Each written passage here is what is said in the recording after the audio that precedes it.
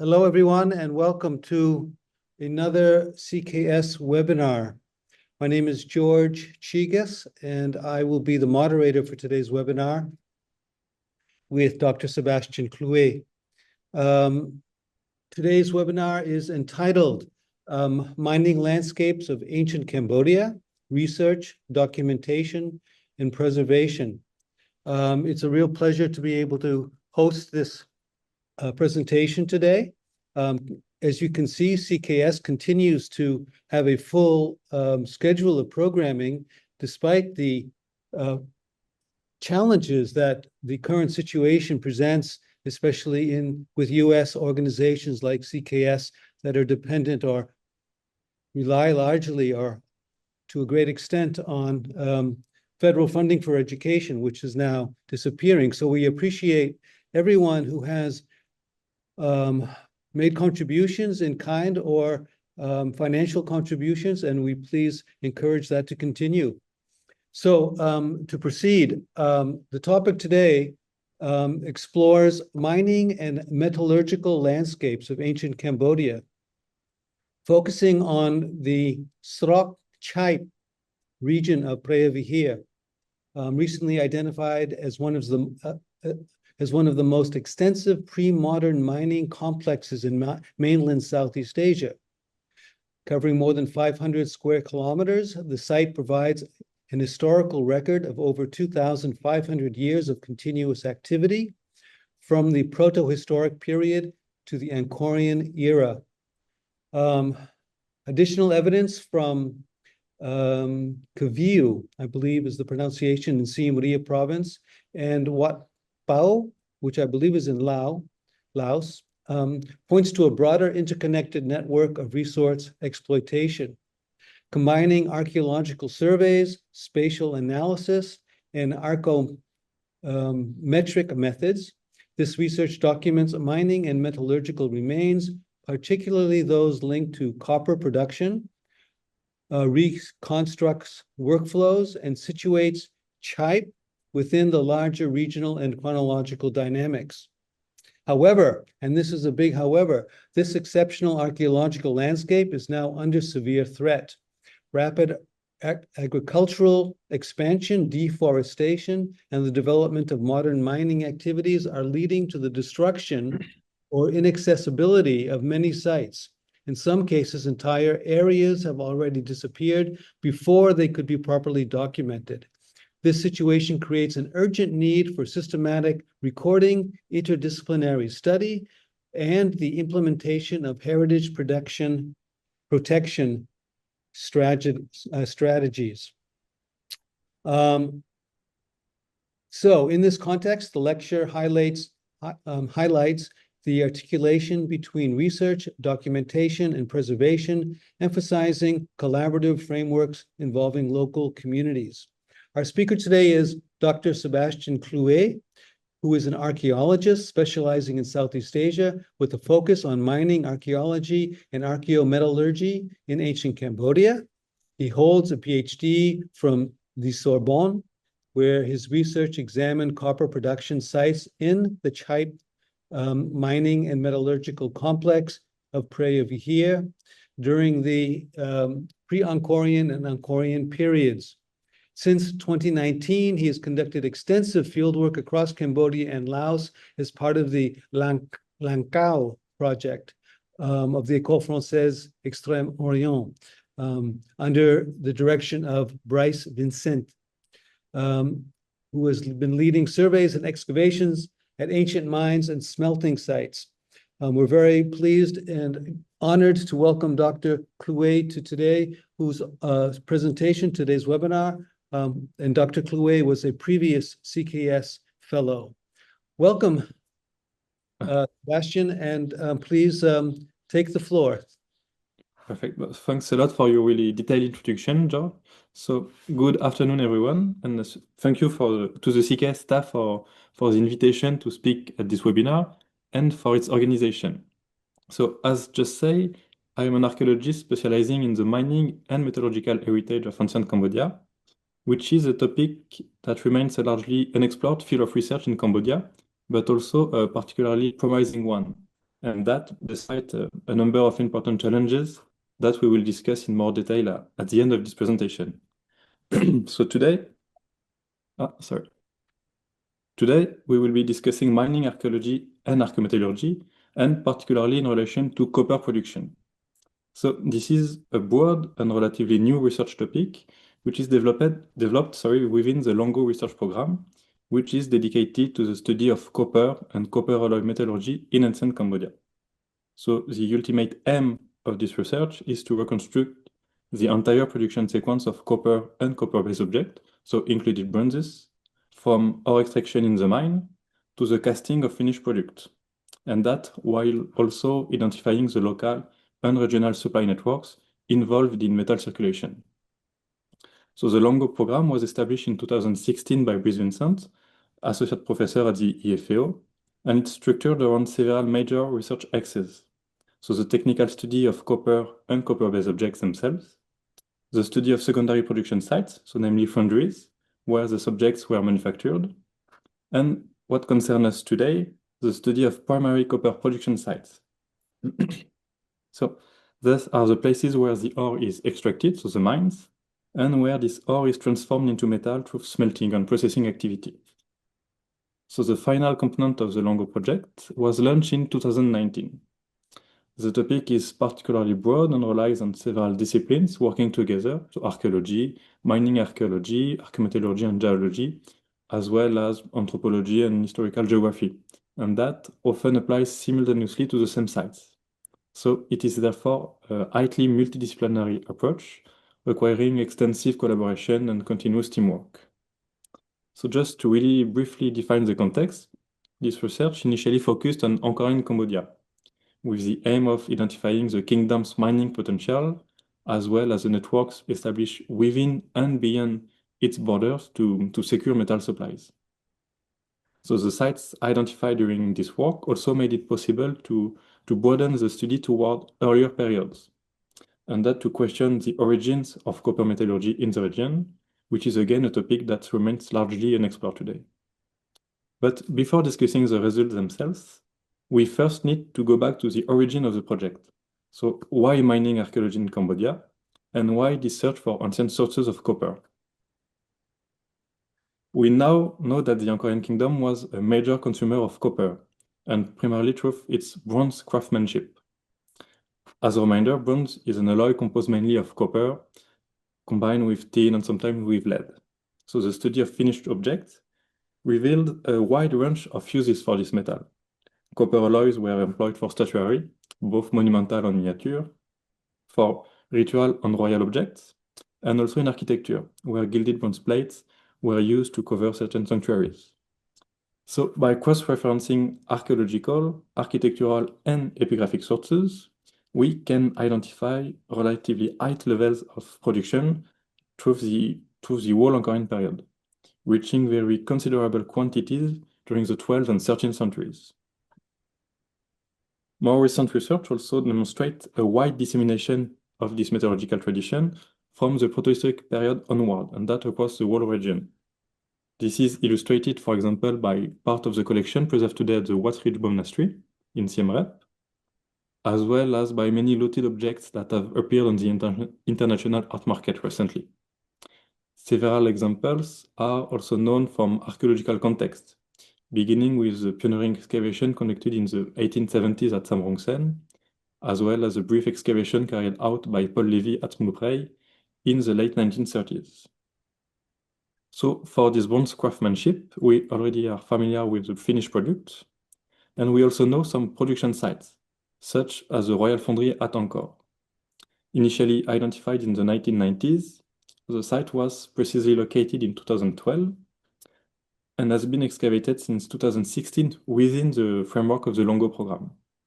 So its ongoing study has provided a first understanding of the savoir-faire of Angkorian founder.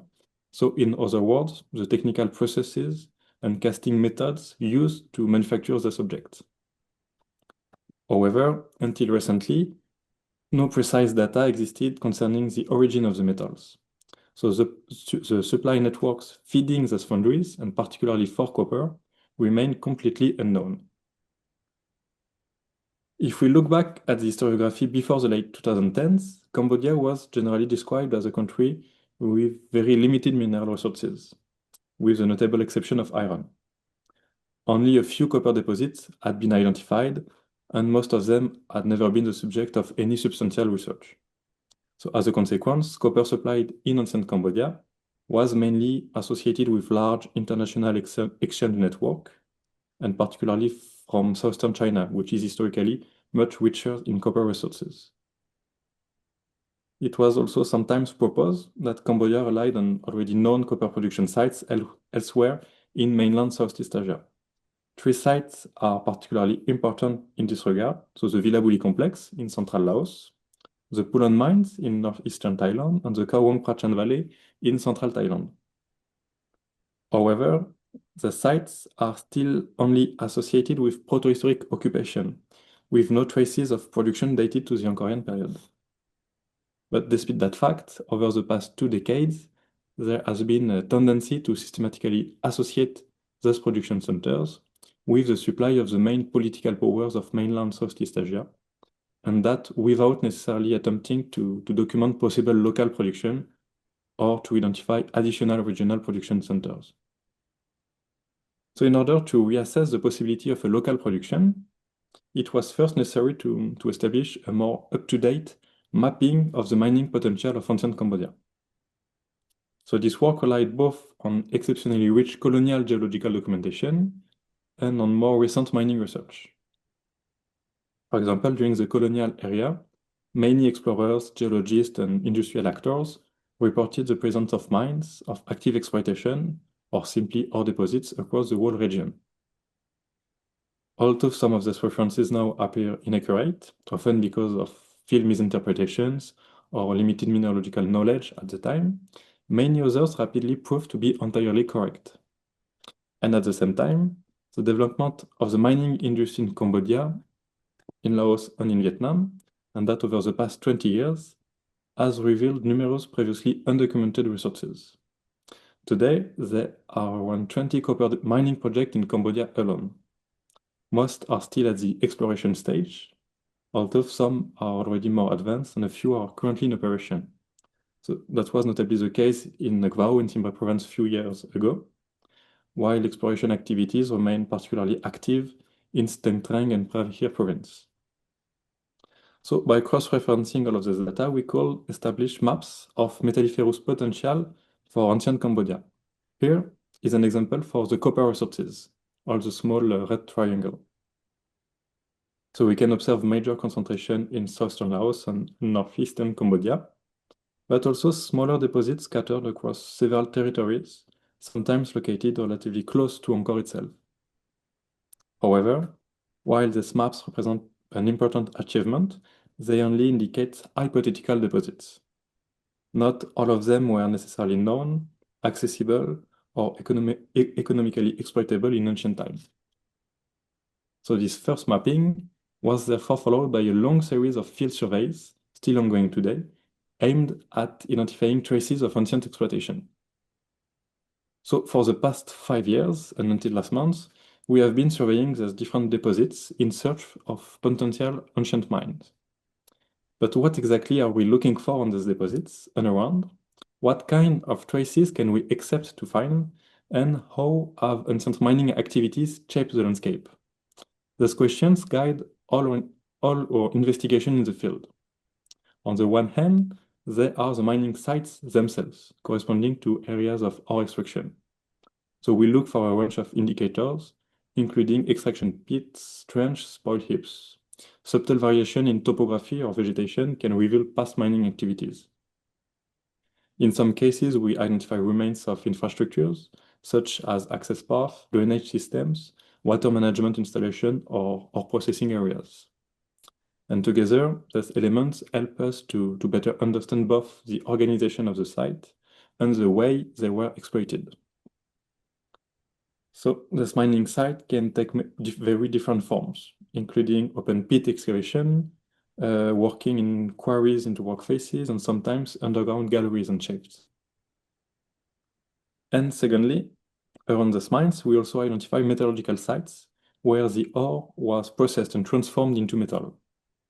These are known as smelting sites or ore processing sites, and they generally consist of slag heaps organized according relatively standard patterns, and sometimes associated with workshops, so with remains of furnaces, and even sometimes with evidence of domestic occupations.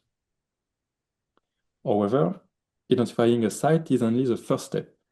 We then need to characterize its occupation, and more specifically to determine which type of metal was being produced. For extraction sites, this is relatively straightforward, since it is usually sufficient to identify the ore being exploited. However, certain uncertainty sometimes remains, especially when several phases of activity overlap. But this issue becomes way more complex when dealing with smelting sites. On the sites, the main remains available, and sometimes the only ones, are slags. So in archaeology, slag refers to the glassy or stony byproduct produced during the smelting of metal ore. The problem is that iron slag and copper slag can sometimes appear quite similar. It is therefore necessary to combine a typomorphological study of the remains, including slags but also technical ceramics, such as tuyères, furnace walls, and crucibles, when available, to combine that with a preliminary analytical approach. So this usually involves PXRF analysis in order to determine the elemental composition of the slag and therefore identify the type of metal produced on the site. So by combining those methods, the typomorphological study and the composition analysis, we can distinguish assemblages characteristic of different metallurgical tradition, and especially copper and iron production. And it's also important to consider the very broad chronological range covered by this research. So the site investigated including protohistoric mines, Angkorian occupation, and much more recent traces of activity, each associated with very specific archaeological remains. Anyway, with all that in mind, we surveyed several copper deposits across Cambodia and Laos. As early as November 2021, the Chhaep deposit, so located around 200 kilometers northeast of Angkor, yielded the first remains clearly associated with ancient copper production.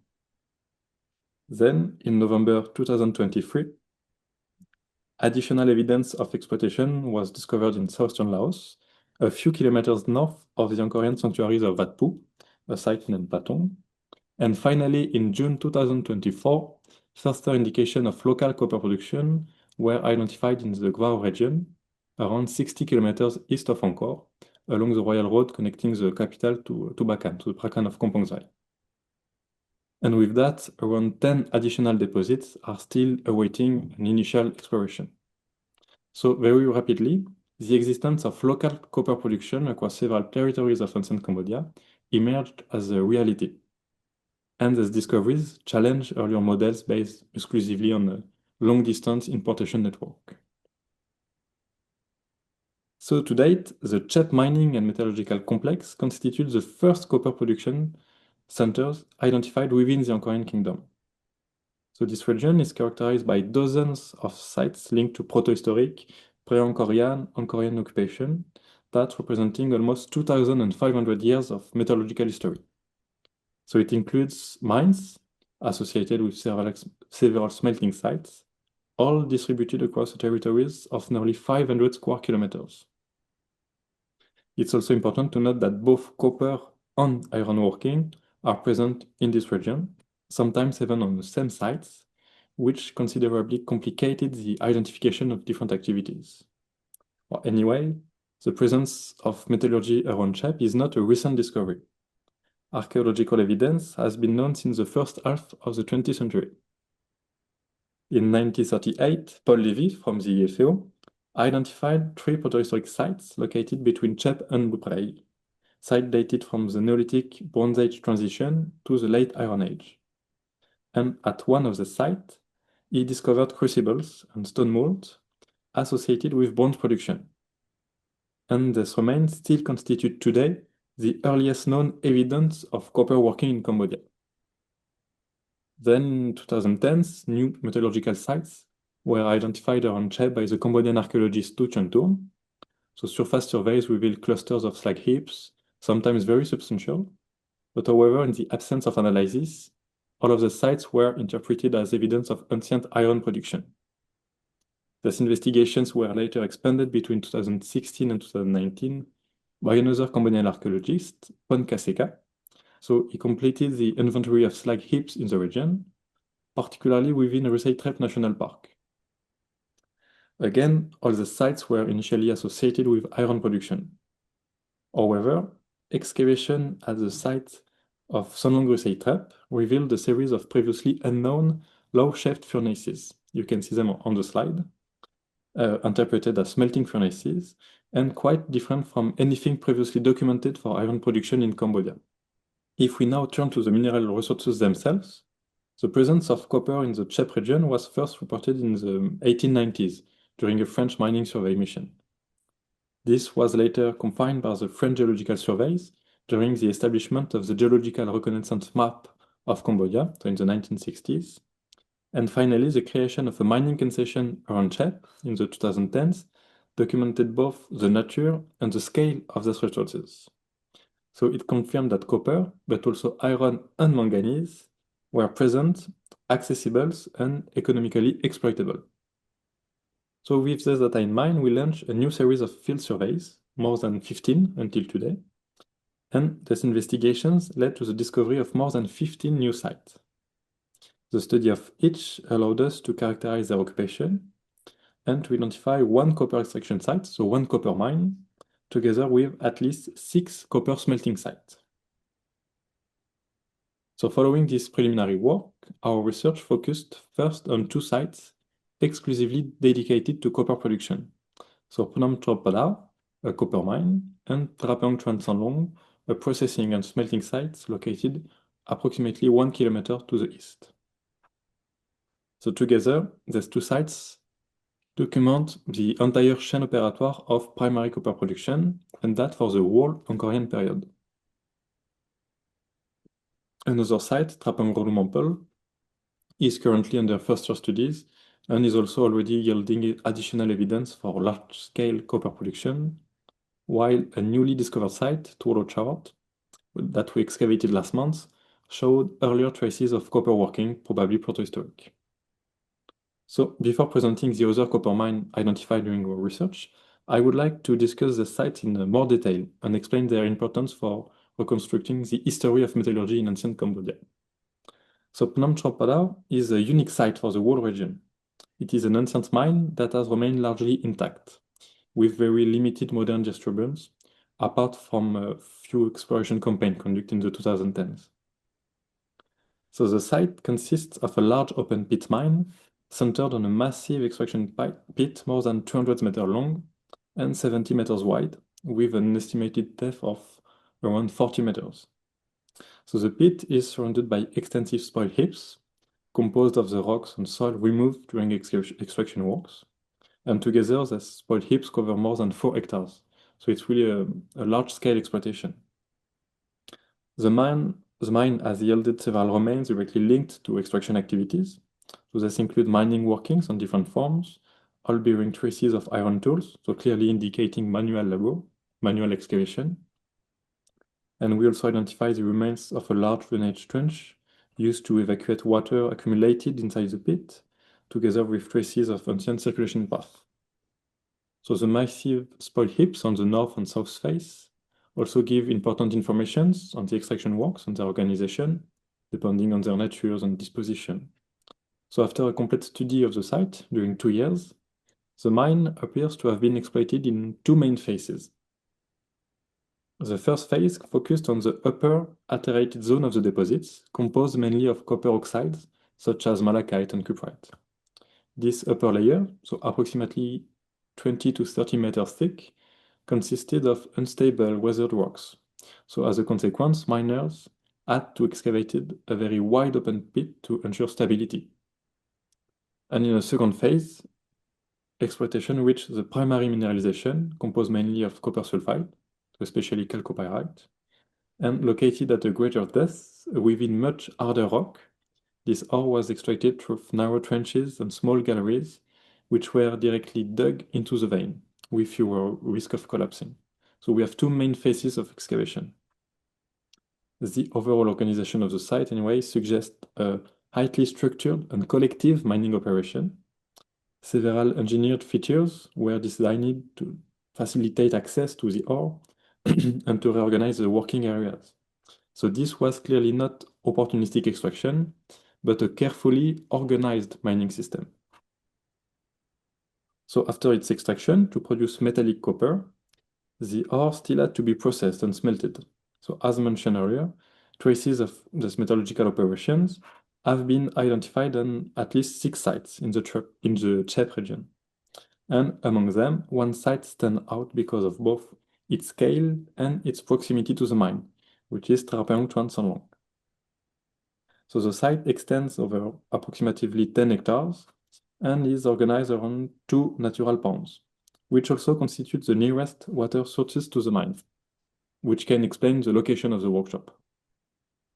So the site contains around 100 slag heaps, representing more than 12,500 tons of metallurgical waste. Once again, testimony of really large-scale exploitation. And the slag heaps correspond to the location of ancient smelting workshops, where furnaces were installed. So you have one example on the slide. Other sectors yielded different assemblage of materials, including stone tools related to ore preparation, crucibles fragments, and a particular type of flat slag associated with additional metallurgical operation. The site therefore preserves several activity zones corresponding to different stages of copper production, from ore processing to ore smelting. So an archaeological study of the site, ceramic analysis, and radiocarbon dating indicate that these activities extend from the late 4th, early 6th century to the beginning of the 14th centuries. So the site therefore covers both the pre-Angkorian and Angkorian periods, representing nearly 1,000 years of copper production, of occupation. So this whole archaeological approach was complemented by analytical work. We carried out in situ analysis on more than 400 slag samples, together with laboratory analysis at the C2RMF lab in Paris on around 100 slag and crucible samples. So together, the studies allowed us to reconstruct step by step the metallurgical process developed at Chhaep to transform the local copper ore in metallic copper. So without going into details, this analysis revealed a remarkably homogeneous production system, and that across the entire chronology. So the same ore and the exact same metallurgical process were employed for nearly 1,000 years without any modification. And this process also appeared particularly efficient with very limited metal loss. So it was a good process. Most importantly, this analysis identified the ore processed at this site, which is chalcopyrite.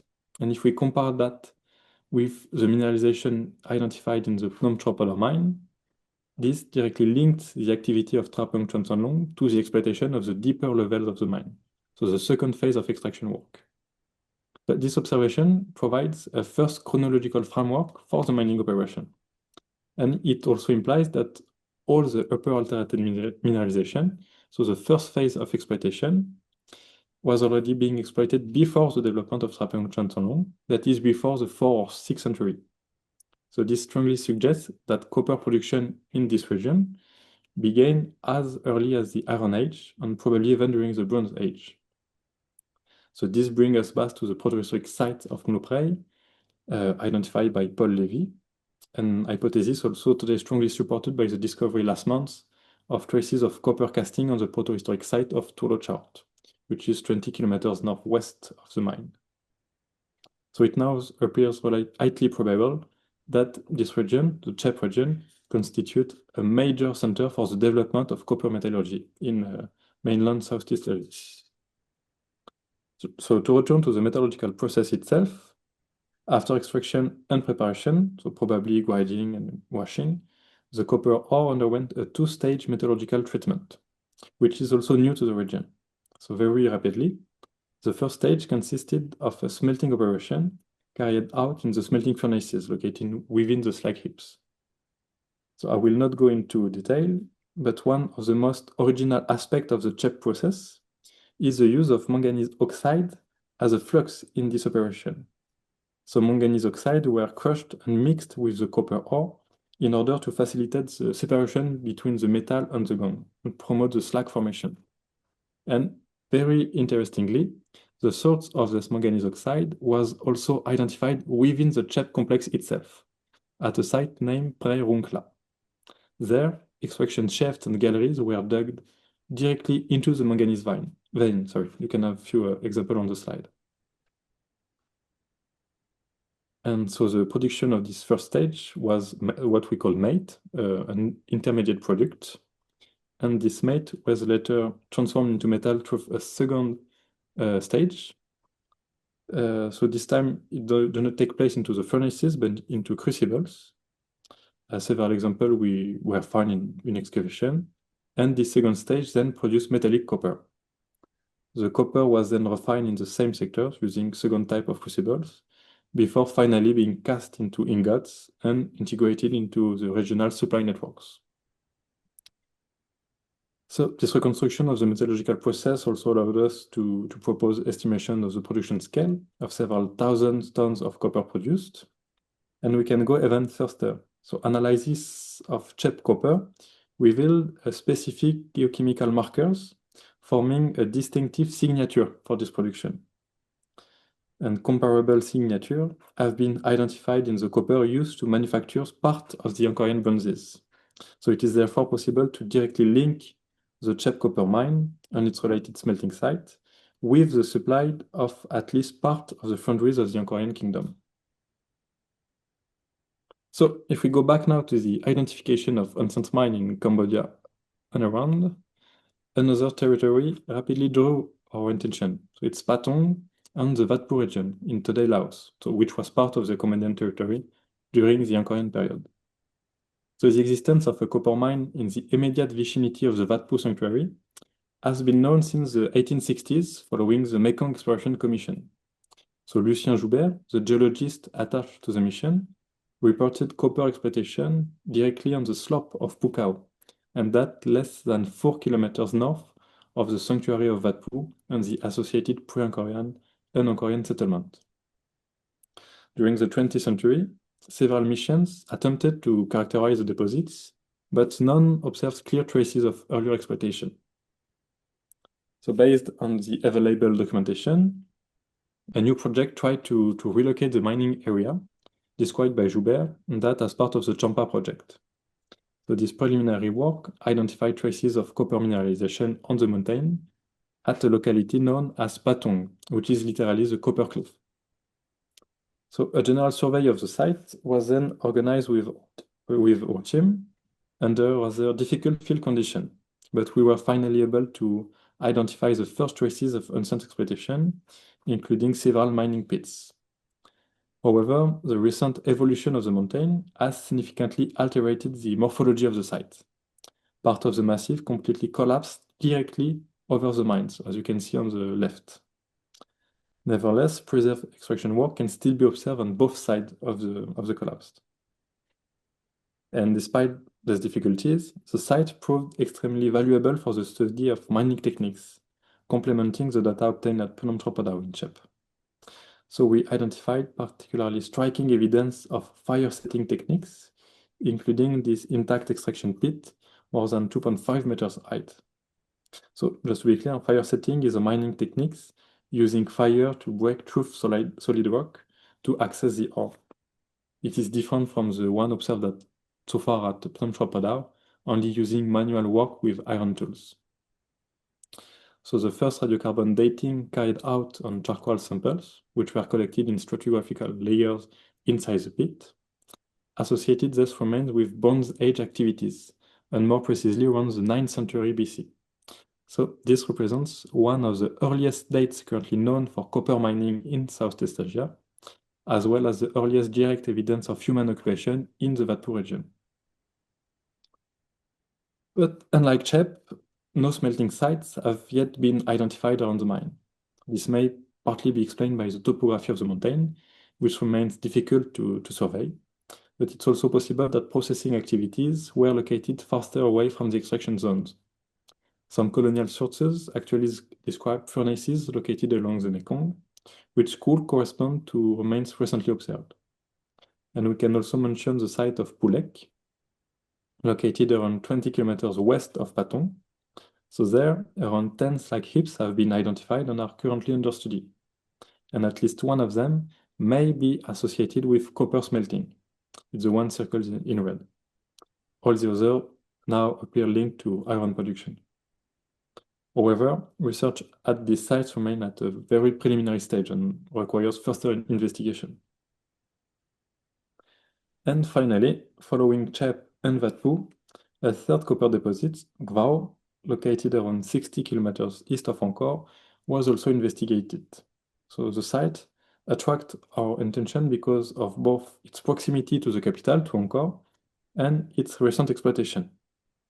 So although absent from earlier geological records, the region has long been known locally for its mineral resources, and traces of metallurgical activity were already reported there in the 1930s.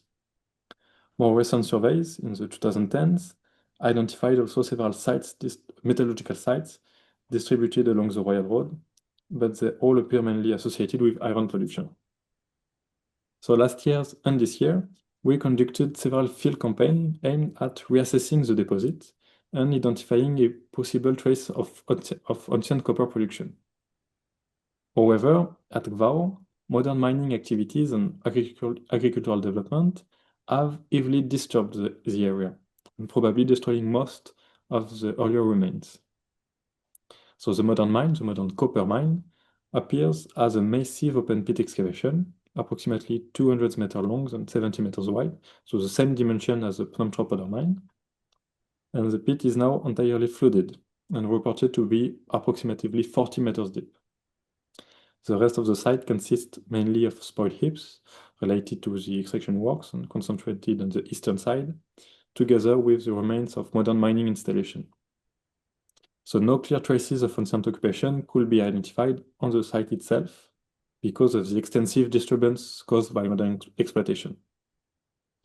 The surrounding area have also been heavily transformed in the recent years by the expansion of cassava and cashew plantation. So as a consequence, the chance of identifying ancient mining or metallurgical remains now appear relatively limited, since most of them are either inaccessible or already destroyed. But alongside the study of the Khvav deposit and the modern mine itself, part of the fieldwork was also devoted to the search for additional traces of mining and metallurgical activities in the surrounding region. The surveys focus in particular on one relief, Phnom Tasso, located around 10 kilometers north of the modern mine. The relief is characterized by the presence of three cavities, or caves, distributed across its northern face. So from east to west, thus are Long Tasso, Long Preah, and Long Bram Mukbun. And so far, only the first cavity, Long Tasso, has been entirely studied. So it consists of a main excavation, approximately 10 meters deep and around 5 meters high, with several secondary galleries branching from the principal cavity, and other smaller excavations are also visible around and above the main opening, so as you can see on the slide. So the general morphology of the ensemble, especially the systematically rounded shapes of the roof and the wall, strongly suggest an anthropogenic origin and probably linked to the use of fire setting. Several rock samples were collected on the site and will soon be analyzed, but at this stage, however, the exact nature of the exploited resource remains completely unknown. But it is nevertheless important to note that the morphology of this excavation presents strong similarities with the fire setting pit observed at the copper mine in Patong in Laos, for example. As for metallurgical activities, several sites have been identified in the wider areas, although their relation to copper production remain uncertain. Iron smelting sites were already known near the Angkorian road, and we identified several additional sites located a few kilometers, sometimes several dozen kilometers from the mines. So for example, Phum O, just south of the mines, yielding slags and Angkorian ceramics, as well as Phnom Siem Reap, showing important slag heaps, as well as water management system. Other sites still remains to be documented, but often hidden within present-day cassava field. And a few months ago, we also investigate another sites farther east near the Phnom Penh, apparently unrelated to any current known mineral resources, but they are, how can I say that? They are present in the same geological context as Khvav. So here again, cassava plantation entirely covers the site, and analysis of the archaeological material are still ongoing. But we soon should be able to better characterize the whole ancient metallurgical landscape on the Khvav copper mine. But it's still a work in progress for now. We have no precise data. So anyway, that's it for the first available results of our research on the mining landscape of ancient Cambodia. And we must now address the issue of site preservation, of the threats currently affecting this landscape, and the measures that have been, or rather still need to be, implemented for their protection. So after 5 years of research in this region, and particularly in the Chhaep mining complex, the pressures threatening their integrity appear both extremely serious and increasingly urgent. The first and most obvious issue concerns mining companies. Since the 2010s, there has been a clear increase in mining concessions, of renewed exploitation campaign, and even the beginning of large-scale extraction activities. First of all, the presence of mining companies immediately raised the issue of site accessibility. Once a concession is established, archaeological fieldwork become impossible without formal authorization from the company. And unsurprisingly, mining operators do not always welcome archaeologists into their properties. So the impact of these activities on archaeological sites is also very real. In some cases, sites are simply disturbed or destroyed, together with their topography and remains of all the ancient activities. At Phnom Penh, for example, most of the damage initially results from drilling operation. This operation requires the installation of platforms and water retention system that alterate the morphology of the site and complicated its interpretation. To the southeast of the mine, at the location of one drilling platform, numerous laterite blocks were discovered, so they may once have belonged to ancient structures before being dumped in order to level the ground. But this was the situation in 2024. But during our last visit to the site, last month, we were shocked to discover that the southern part of the mine had been completely opened by excavator. A massive access road had been cut directly through the archaeological remains that we had studied only a few years earlier. So mining exploration has clearly resumed, and we now fear the beginning of full modern exploitation. So these disturbance remain relatively limited when compared with sites where modern extraction has already resumed on a large scale, completely destroying all traces of earlier mining activity. This is the case, for example, at the manganese mine of Preah Vihear. We discovered ancient mining pits there in 2023 and carried out a first brief study. But when we returned in January 2025, the entire area had been transformed into a modern open pit mine. So although part of the ancient site may still survive, all the surrounding landscape has now been completely destroyed. So at this stage, access to the site has effectively become impossible.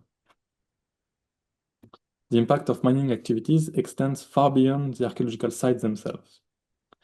Entire surrounding landscapes are now being transformed, raising concerns that go well beyond archaeology alone.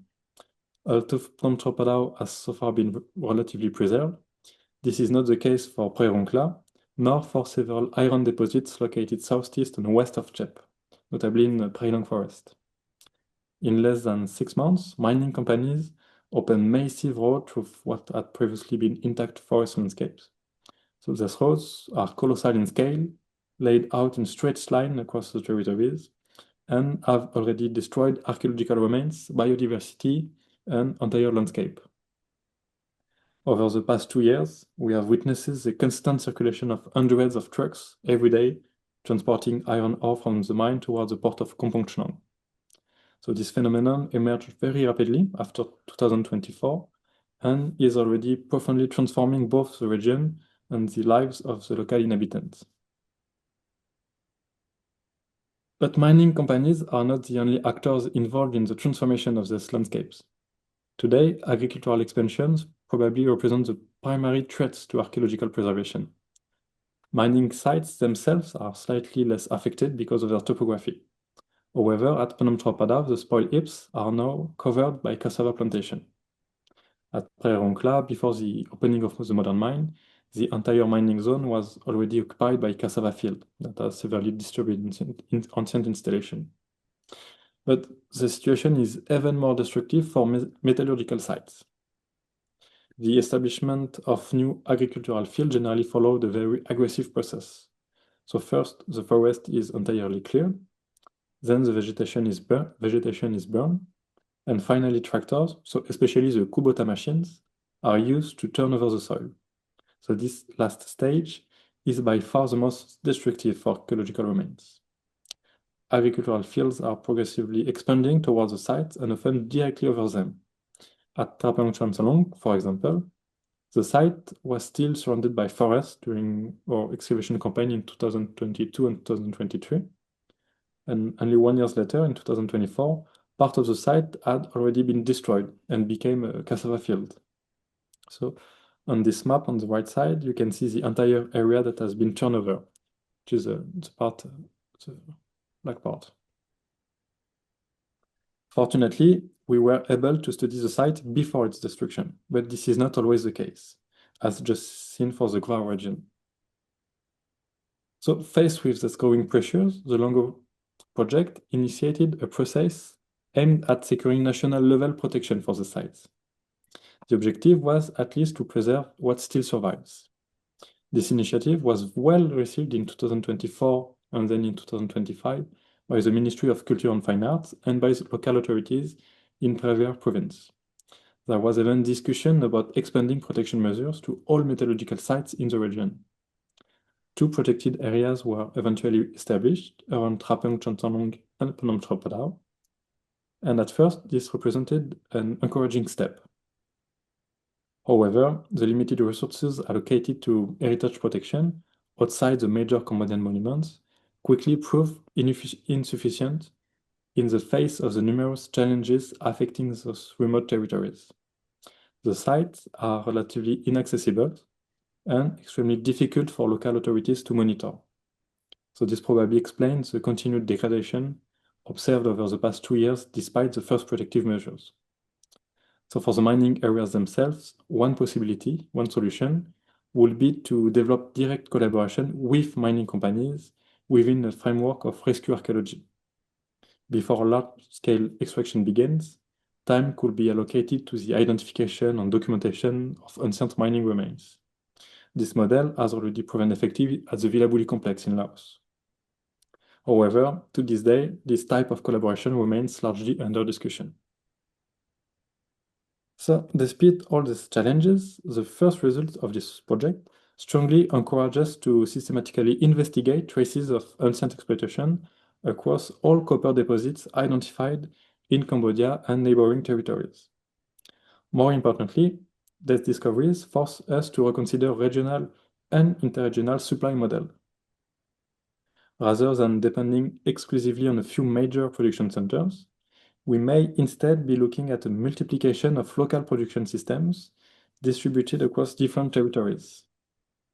And finally, it is important to remember that mining archaeology is not only about documenting ancient extraction techniques and metallurgical processes. Its broader objective is also to reconstruct the social and cultural context surrounding these activities.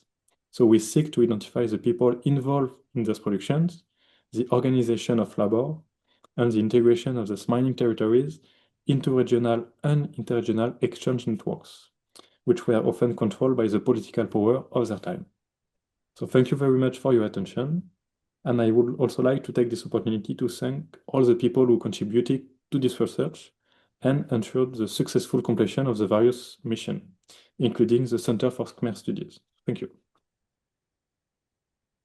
Thank you very much, Dr. 𝐀𝐿𝐻. A very interesting presentation, and I'm looking forward to getting into some of the questions that the participants have posted. I would also like to invite anybody who has additional questions to please post them on the Q&A section of the Zoom website, and we'll get to all of them before we're finished today. Let's start with the very first one. From Mr. or Ms. Ali. Is there any research about how copper and bronze produced during the Angkor and late Iron Age periods? Is there any research about how copper and bronze was produced during the Angkor and late Iron Age periods? There are some research about that, but it's still at the very beginning now. So there is a few excavation on Iron Age sites where bronze objects were recovered, but yeah, we still have no publication on the, how can I say that? No, there is no still publication on the process used to cast bronze object during the Iron Age. But for the Angkorian period, there is lots of documentation now, especially through the work of Brice Vincent from the FAO, who did a PhD on the name is Siem Reap, so it's on the bronze process, casting process in Angkorian period. So a person can look at his PhD and all of the documentation of the Longo project also. We did an exhibition in the 𝐀𝐻𝐬𝐭𝐫𝐚𝐜 Museum last year's dedicated to the bronze craftsmanship in Angkorian period. Great, thank you. From my very, very limited knowledge of this topic in general, it seems to me that copper production is very complicated, very time-consuming, and very labor-intensive. Could you tell us a little bit about what you think motivated the governments or the organizations at that time in power during the pre-Angkor and the Angkor period to pursue copper production? Was it for to produce artistic objects or for trade purposes? Is there any sense of the motivation behind producing copper to begin with? The main motivation to produce copper is to use it on the bronze craftsmanship. It's for bronze production. So as I say at the beginning of the presentation, to make bronze, it's 80 to 90% of copper. So if you want to have a bronze production, a state bronze production, what is documented in Angkor, you need copper.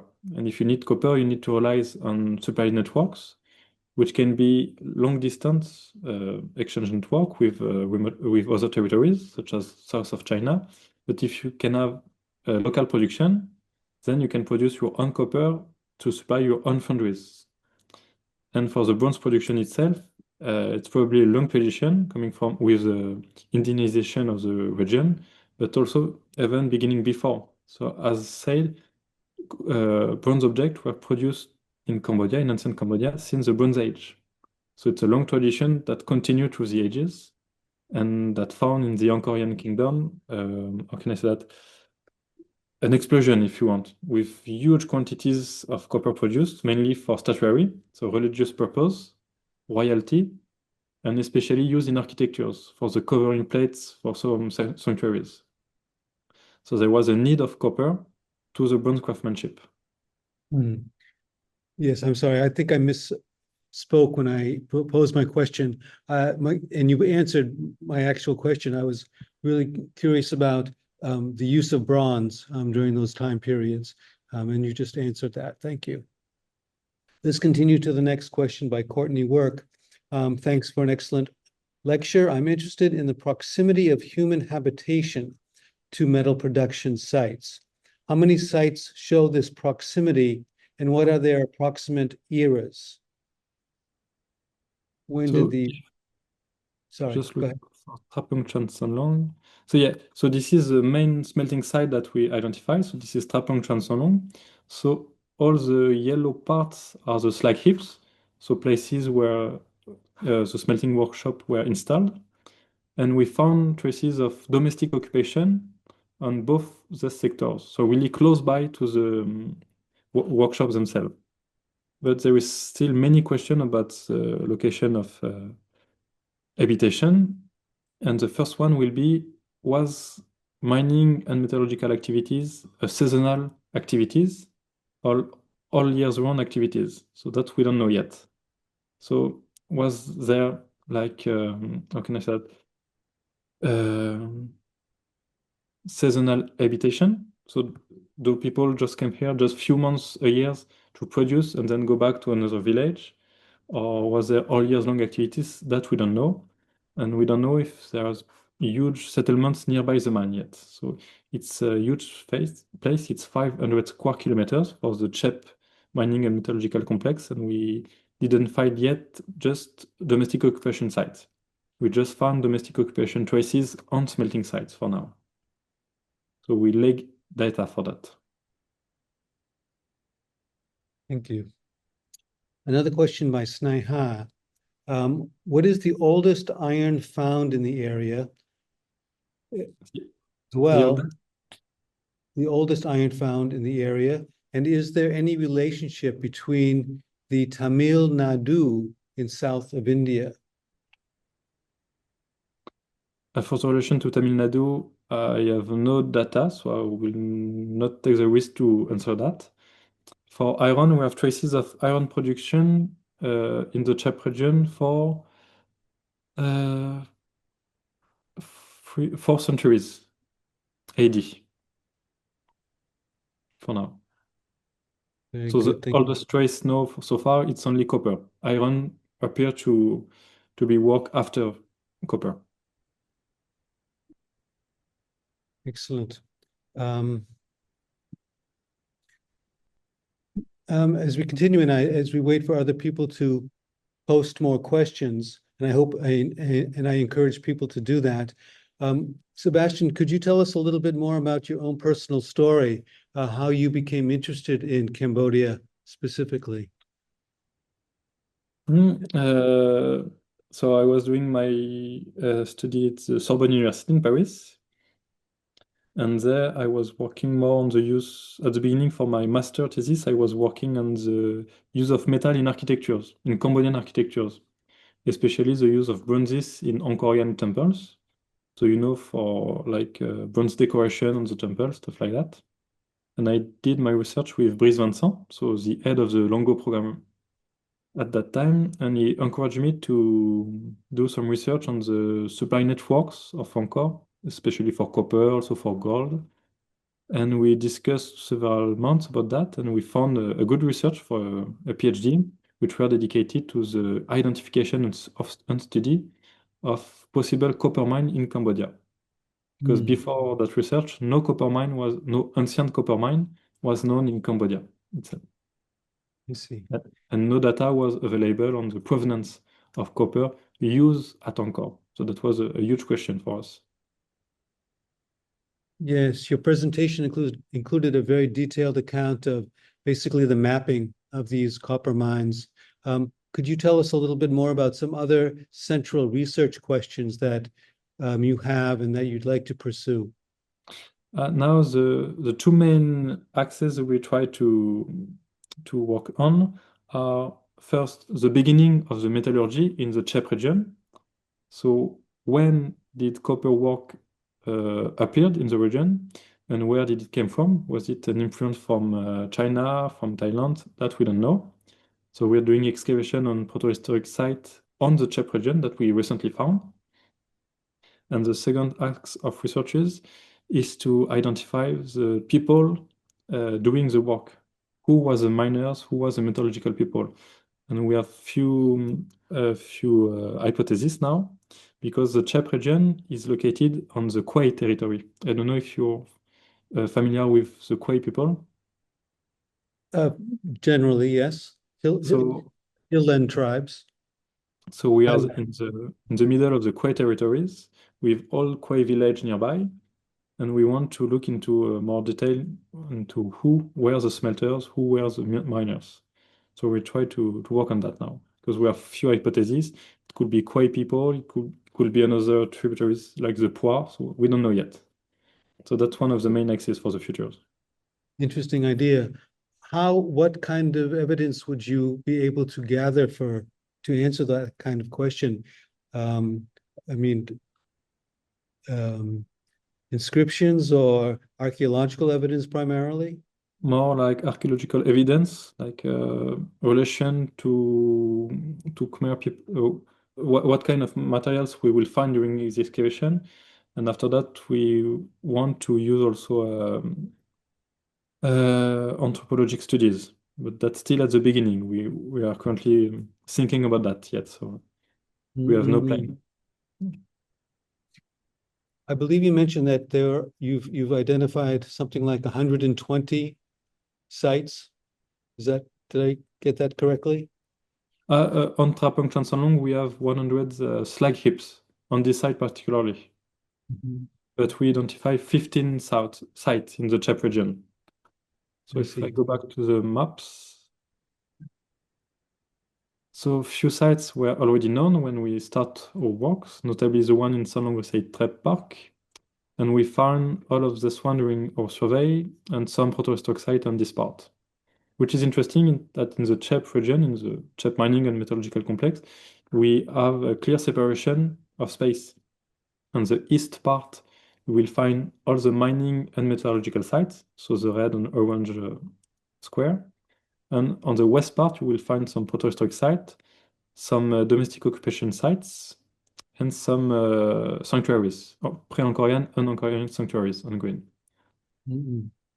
And yeah, we do find a lots of sites during our survey, and it still continue. Like last month, we identified maybe 5 new sites on this part, Mm, which are not yet on the map. I see. Which sites have proven to be the most interesting and productive for gathering evidence, I information, So questions? the two that I just presented, so Phnom Trapada, the mine, the copper mine, which is Mm, the only intact copper mine we know yet, and Trapong Chansonlong because we already did several excavation, so we mm, acquired lots of data now. And you also mhm, have the manganese mine, Preah just here, which was really impressive because we found mining all the mining shafts directly dug into the rock, well preserved. mm, mm, mm. What kind But of picture could you draw for us about the human story of these copper mines and what perhaps may have been their role within the kingdoms at that time? that's a really good question, really hard to answer because this is a really remote places. So we found some traces of Angkorian occupation, but we still don't know who were the people to work here, and we still don't know the exact relation with Angkor. So for copper supplies, we have few indication on how copper circulate in the kingdom, but we have no inscription talking about mines, for example. We have no documentation on mines, only archaeological evidence. So we can imagine that the mine was linked somehow to Angkor, to the main urban centers, but we still don't really know how. We don't know Mm, if Angkorian official went to the mine district to buy copper, if what kind of commercial relation do they have. That's uh, difficult to establish. mm. But it's Uh, really research, the beginning of the research. So we start working on copper mine in Cambodia like in 2019. So it's already 7 years, yes. But yeah, we were the first to work on that. So it's step by step. it's still very early, very new research. Um, Now we're moving to a question related to gold. I came across an article of yours, I think that you wrote in 2021 about gold panning in some of the rivers of Cambodia and how people collected gold in that way. Um, so the question asks, is there any information about gold smelting in Cambodia? And maybe you could just talk in general about gold as a mineral that was an ore that was and its role in Angkor and pre-Angkor Cambodia. Gold is a huge subject for Angkor and for Angkorian Cambodia because it was probably massively used. And you can find huge resources of gold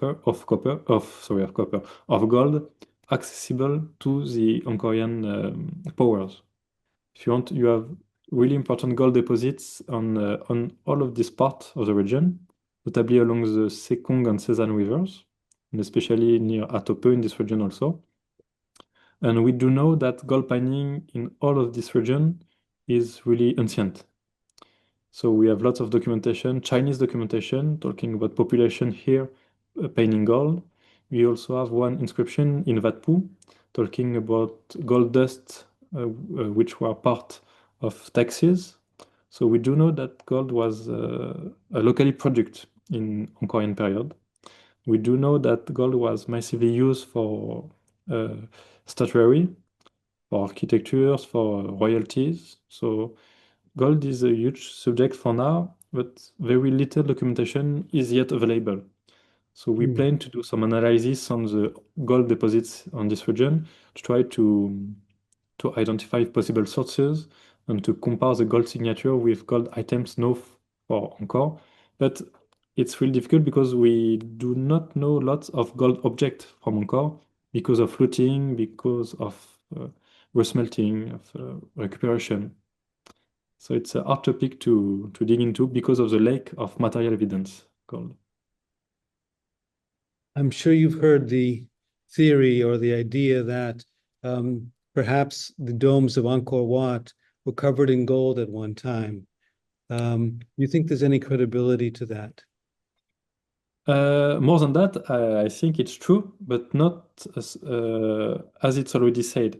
So we do have an inscription of modern Angkor inscription. I don't know if you're familiar with them, from the reign of 𝐀𝐻𝐿 II, so a post-Angkor king. And we can read in the inscription that he asked for the cover of the tower of Angkor Wat with gold. And who was it? I think it's Christophe Potier from the EFO showed me picture that he took of Angkor Wat towers with remains of stuck, of gilded stuck. So at sometimes the towers of Angkor Wat look like gold because of the stuck. And you do have some gold in the stuck, so it was part of it was true. Mm. But that was true for other sanctuaries for the Angkorian period. So we have traces of metal covers in Taprom, in Prakan sanctuaries. So yeah, the myth of bronze and gold towers is partly true for the Angkorian Mm. period. Very interesting. Our next question is from um, Sinead McDonald. Thank you for your exciting and rigorous research. Can I ask you if you know if all the copper and iron mining is from the same geological age and ancient geological environment? Do you have any sense that the bronze production and artistry was created in close proximity to the copper mines or at an alternative site? Thank you for a fascinating talk. So now for geological settings, all the copper deposits that we surveyed and where we found traces of ancient exploitation came from really different geological settings. So from different geological times, and that allowed us to do some isotope analysis to date the deposits and to do some provenance studies. But that's what we are currently doing, so I have no result to show you yet. But no, it's different geological settings, different geological times, so we can do isotope analysis. And for the second part of the question, sorry, can you repeat it, please? Um, do you have any sense that the bronze production and artistry was created in close proximity to the copper mines or at an alternative site? So that's a really good question, and I have a really good answer. It was pretty far from the mine because, for example, the only foundries that we know now is the Angkor foundries. So I speak about it at the beginning. Yes, the Royal Foundry at Angkor, which is located within the Royal Angkor Palace of Angkor Thom, and which were used during the 11th centuries. So that's the main example of foundries that we know now. And so Brice Vincent did excavation here since 2016 and still ongoing today. And so this is a place where bronzes were cast. So this is the place where all the bronzes were produced, and it's like 200 kilometers west of the mines. So copper was produced in the form of ingots in the mine and then transported to the foundries at Angkor. So that sounds fairly conclusive that there was a connection between the city of Angkor, and these very distant copper mines, and that. So I'm just curious what the question is that you're trying to answer, about the relationship between the Angkor court, for example, and the um, the distant mines. Is it a matter of, were they coordinated in terms of, was the origin of the mines from the city, or did the mines originate separately and then were later somehow connected? That we don't know yet. Is that a question that you're trying to look into? We would love to look into that, but I don't know yet how we can find any data to know about that. Because Interesting. in other region, in other countries, we can try to do that on textual sources. But as I said, inscription never talk about the mines. So we have no textual sources, no textual data on the relation between the power and the mines. Interesting. Perhaps we should turn now to the threats that are posed to these mining sites that you mentioned, the mining companies, and also the agricultural threats that exist. You described the positive reception that you received from the Ministry of Arts and Culture about protecting the mining sites for the historical value that they present, but the difficulty of actually monitoring these sites and protecting them because of how remote the sites are. Could you tell us more about what is at risk, and if you feel that there's are you optimistic about getting cooperation from the mining companies for protecting the sites? The main issue is always the complete destruction of the site. So we had few examples in the Chhaep region, especially the copper mine, as I just showed. So yeah, sometimes we have no power of decision on the future of sites. Like sometimes a mining company will appear from nowhere, install itself on the site and start working without any attention given to archaeological remains, to anything. So that was the case for Preah Vihear, that was the case in Khvav. What we would like to do is to work in close collaboration with the mining companies to explain to them to just give us some times to first study, document the remains, try to document the remains, and after that they can do excavation, extraction works. We can't fight against the mining system, especially in Southeast Asia. So it's a really powerful one. What we want is to work with them, with their close collaboration, and we just ask for times. So mining operation. Sorry? Who are the mining companies owned by? Are they Cambodian owned? Are they owned by other?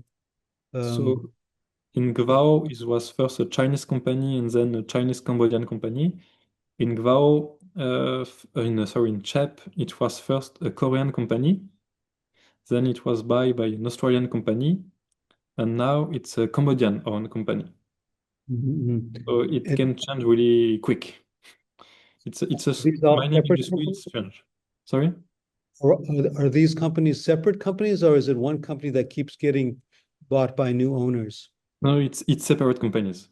The mining industry is really wild. It's How many approximately would you guess? sorry? How many mining companies approximately would you guess are working in these areas around the mines? In Chhaep? Chhaep, yes, in In that Chhaep, there area. is just one now. I see. But in And what, Cambodia, it's more than 10. more than 10? Yeah, probably 15. And how cooperative have you found that they've been, or receptive to this idea of giving you time to gather evidence of the historical, the archaeological evidence? For now, it's not really responsive, so we don't have really real answer yet.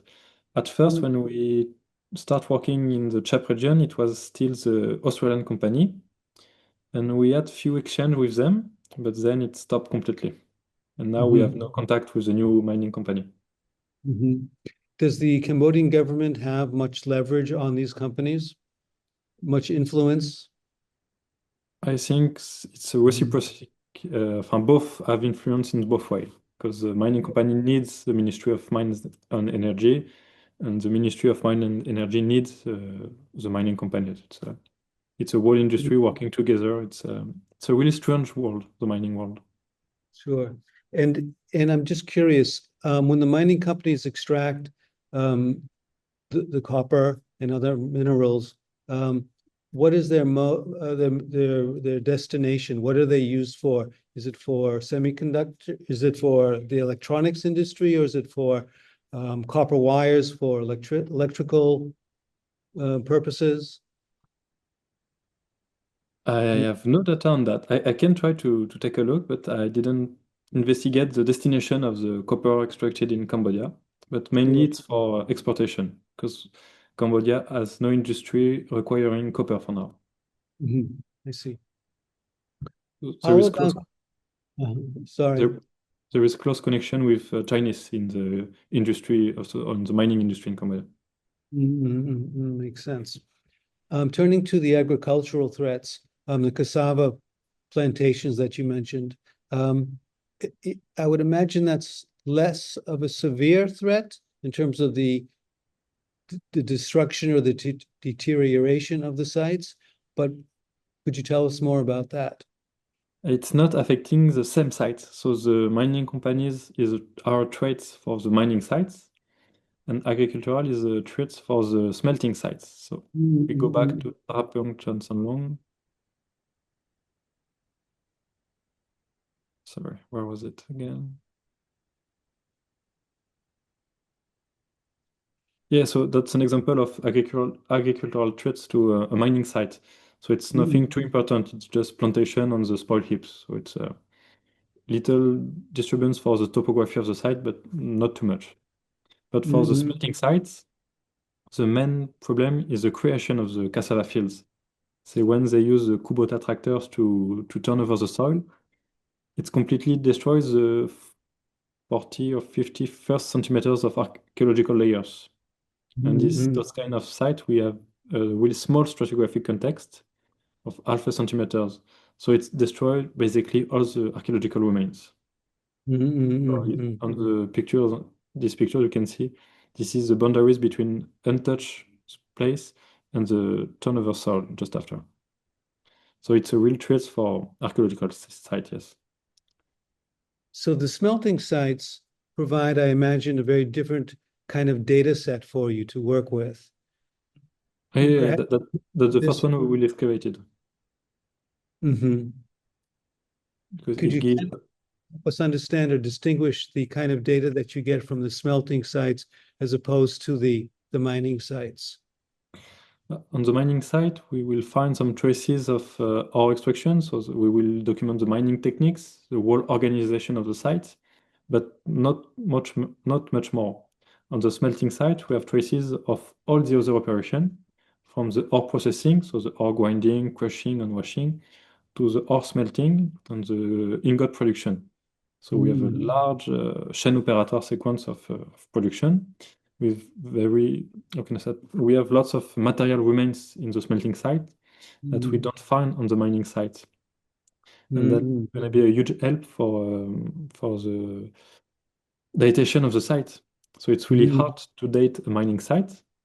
We could do some datation at Patong in Vat Phou because we found charcoals inside the pit. But on the Chhaep copper mine, we did not find any charcoals yet that we did datation on. So we use the smelting site to date the operation of the mine. So because on the smelting site, we found, as I said earlier, some domestic occupation traces with ceramics. And we also find lots of charcoal because copper production use fire for the smelting operation. So we found furnaces, and in the furnaces, we found charcoals. And with charcoals, we can do some datation, C14 datation. So it sounds as though the smelting sites really have maybe higher value than the mining sites in terms of the information they can provide. Definitely, yes. So usually we're doing excavation on the smelting sites and not so much on the mine. So Mine. to follow up on that, so the cassava production and the cassava industry, does that, could you give us a sense of what it's like to try to discuss your work with them and have them give you the time to do some research before We they have a exploit? better contact with the cassava field people because we are working with them. Like usually we work nearby their field, near their village, so we work with them for doing excavation. So they usually we do excavation when there is no work on the field. So Mm, we kind of made them work with us for the excavation. So we know them, we know where they're going to work soon, so we can discuss all together. But what it's really hard for us is that we want them to stop doing plantation, to do cassava field, but we also know them and we do know that they need to do so to earn money to survive.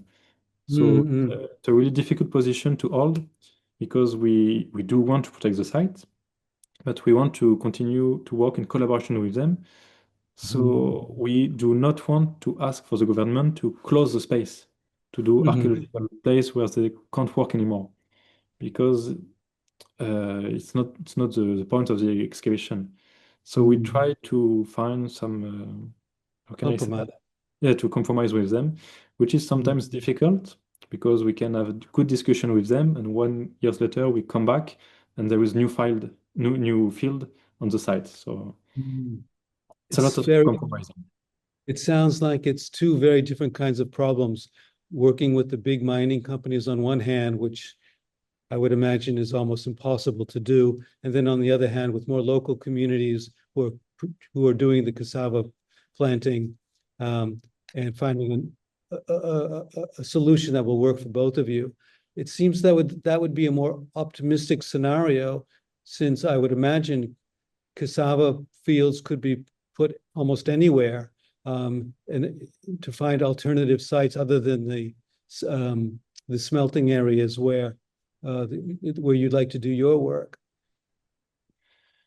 It's always a discussion, but sometimes we manage to ask for some space to be preserved. Sometimes we can't. So yeah, it's really different each time. So and Yeah. sometimes new people arrived when we are not here, doing new field on the site. So it's a really difficult topic to see every year's field going on the site. So yeah, Mhm. each time we go back to the site, we don't know the extent of Mhm. the field. We don't know what we will find back. So yeah, so hard way to work here. Are the cassava plantations primarily owned by local people? Yes, People. yes, yes, by village, Yeah. local communities. Okay. Interesting. Well, I think we've covered a lot of different topics, and it's been very interesting for me, and I think all of our participants here. Um, Unless there's anything more you'd like to say, Dr. Clouet, No, that's perfect. Thanks to you. I think we can sign off for today. Again, thank you so much for providing us with this presentation and this very interesting discussion. Yes, And we look forward to hopefully seeing you again in the future. I hope so. Okay, well, thank you again. And thank you, everybody, for joining us today. Please join us for the next webinar or the next CKS um, event or presentation. Thank you all. Signing Thank you. off. Thanks again, Dr. Clouet. Thanks. See you soon. Bye-bye.